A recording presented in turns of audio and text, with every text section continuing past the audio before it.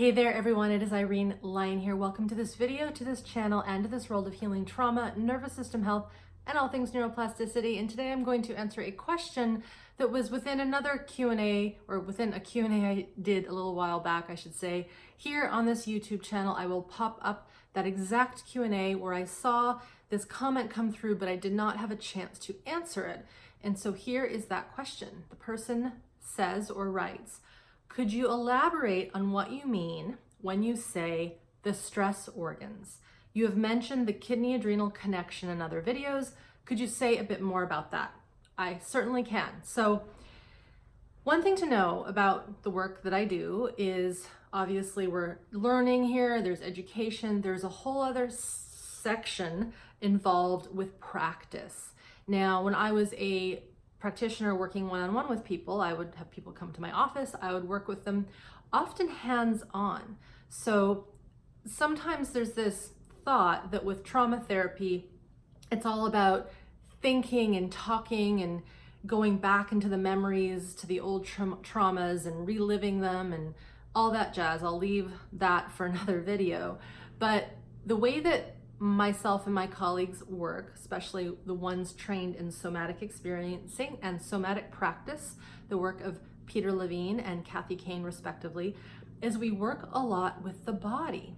And the reason why is because stress, trauma, old memories of things that we have experienced, they are encoded in our body, and for good reason, because our entire body feels the experience. If I give you a very simple example, if you are sitting somewhere and all of a sudden you hear a loud bang or really loud sirens from, say, an ambulance or fire trucks, you may feel a surge through your body, a sensation of that stimulus that's on the outside. Or maybe you hear something from someone or a stressful memory comes in and there's a surge through the body. That is a somatic sensation, that is a felt sense. And when we've had histories of repeated trauma, chronic adversity, maybe injuries, maybe we were born premature, maybe we had surgeries when we were young that were traumatic, that we might not even remember, but it was a big stress on our system. All of those things get coded, if you will, in the physiology, in the body, in the tissues, in the muscles, in our immune system, fascia, even our bone, everything. If we think about Bessel van der Kolk's book, The Body Keeps the Score, I will post that book of his below. He's bang on with that. The body keeps the score. So to go back to this question, what do I mean by working with stress organs? What that means is when I'm working with a person one-on-one or in group, we have intentional practices to directly go to the parts of our physiology and our organ systems that respond in times of stress. So for example, if, let's say, I'll use that example of a child who's really young, who's undergoing a real scary surgery. Maybe it's something like a dental procedure, or classic is a tonsillectomy where they're having to maybe be held down a bit. Maybe they're not comfortable. They want to run out of that office, but they can't. You know, there's so many scenarios there. They will know something bad is happening. I don't like this. I want to get out. So their fight-flight mechanisms start to ramp up. And part of that mechanism is the secretion of chemicals, stress hormone chemicals, namely adrenaline and cortisol. Those are two of them. And so what occurs is the signals come from up here high in the brain, the hypothalamus. It spits out another chemical that goes down to our adrenal glands, which are right on top of our kidneys. There's two of them. Most of us have two kidneys, two adrenal glands. And then that little adrenal gland, it's tiny, it pumps out stress chemical, stress hormone, and then it goes to the whole body, it goes to the heart, the gut, the muscles, everything. And it says, hey, we have to mobilize for fighting, for fleeing, get ready, go. All of this happens really quickly. So if you think of that incident, maybe there's one incident. We hope that after an incident like a surgery that the person comes down and out of it. Sometimes that doesn't always happen, and the system stays jacked up. What's interesting though is that the stress hormone, especially adrenaline, is fast acting. So it's fast acting, which means that it only survives for a little amount of time, seconds really. And what occurs is after repeated stress, so let's now use another scenario. Say someone was brought up in adversity, lots of stress, lots of just bad things going on around them. Every day is a need to fight. Every day is a need to want to flee. Every day is a chronic stressful situation, chronic survival stress. As that survival mechanism comes into play, and as it gets pumped out over and over again, the body is smart and it says, hey, this adrenaline that we're pumping out, it's not very efficient because it is only fast acting. So we're going to pump out hormones like cortisol, which are long acting, and they stay in the bloodstream longer. And over time, as we've seen through research and such, it is toxic to the body. It is toxic to the cells, and it breaks things down. So we don't want that. But what occurs when someone, let's say, grew up in a situation like that, and now they're adult, and that chronic stress has just been, kicking at them for years and years, wearing their tissues down, cells aren't regenerating, the immune system is shot. We could call this adrenal burnout, right? Chronic illness usually goes with adrenal burnout, and it usually goes with complex PTSD. So we have this low energy.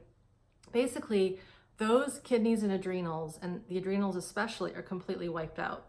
They are, not only are they exhausted, but there's no life to them. Now, it depends the spectrum that a person is on, because there's sort of two stages. One is a person is hypervigilant, acting, reacting, staying up, type, kind of that type A, go.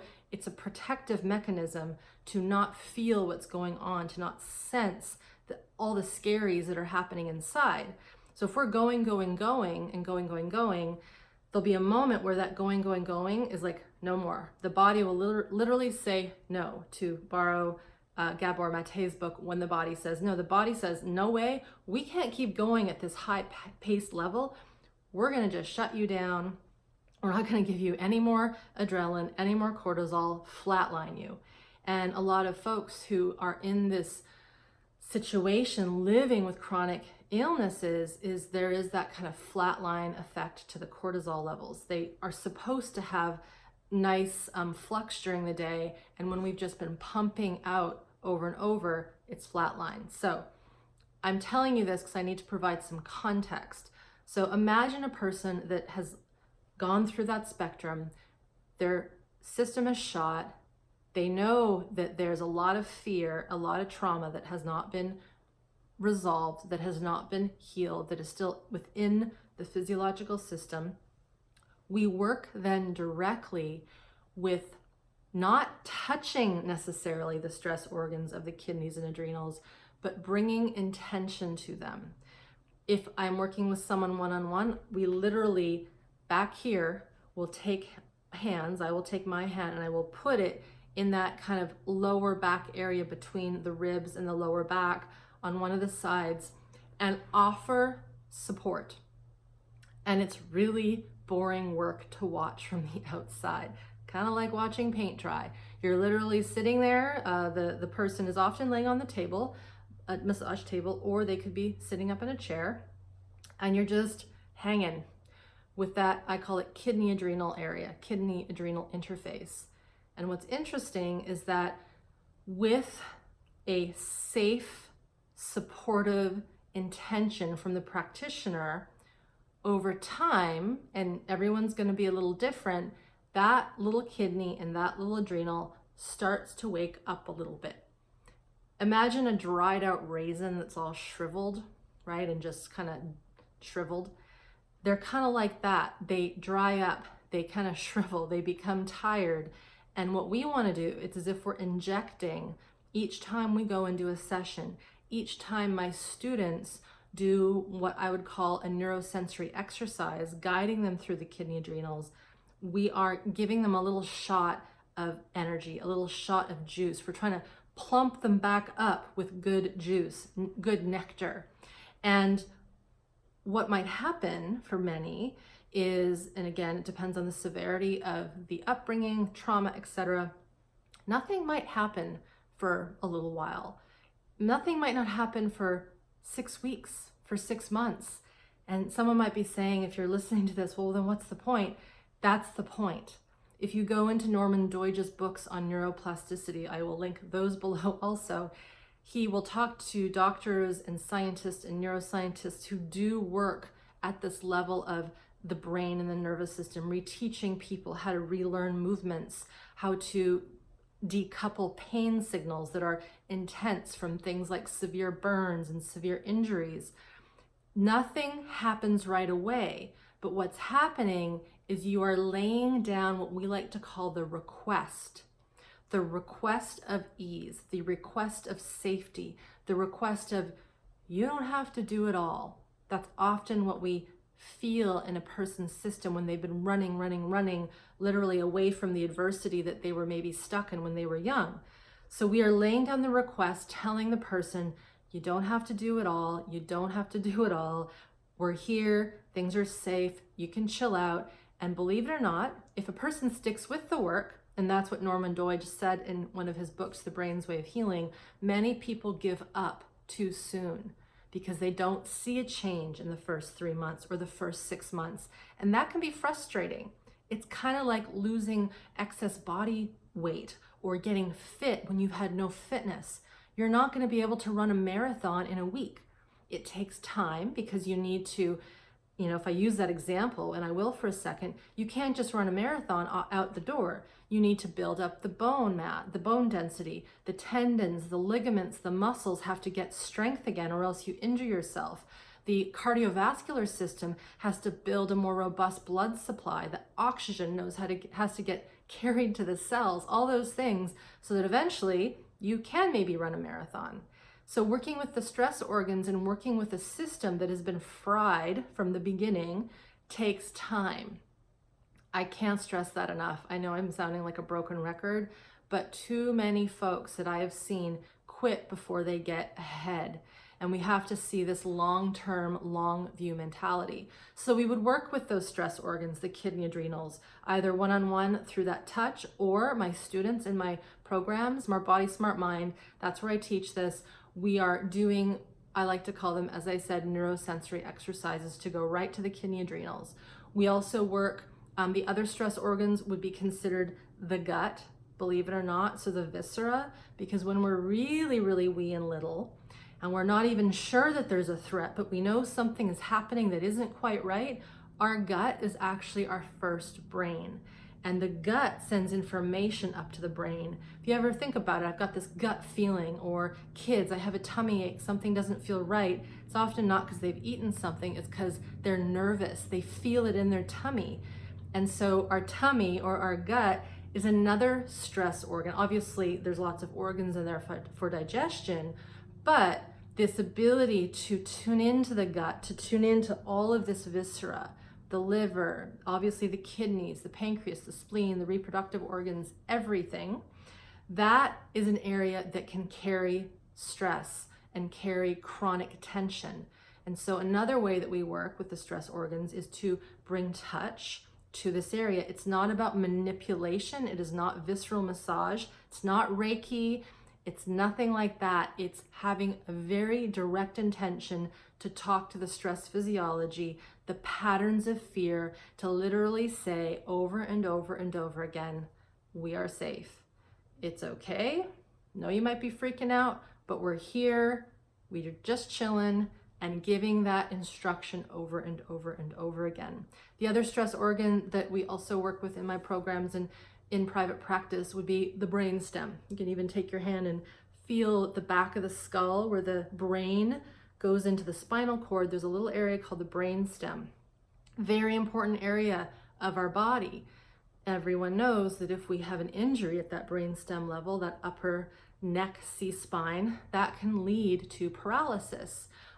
and death. It's a very, very important area. So we will often bring attention and focus to this area with very gentle, intentional movement, but also very intentional, I'll call it energy, putting out into the field to that unconscious area of your system, everything is okay. It's safe. And here's the thing, if your system has only known danger its entire life, and all of a sudden you're saying it's safe, it's okay, there often will be a little bit of a back push, which is like kind of the angry teenager that's like, screw you, it's not safe. History has shown it is not safe, and now you're telling me to chill out and be safe? You must be crazy, right? That's what the physiology can often say, which is why sometimes when we work with these stress organs, we have to have a very civil adult conversation with our system, our sensations, and maybe some of the reactions that come up and out as we start to speak nicely and calmly to these stress organs, namely the kidney-adrenals, the area of the viscera, and the brainstem.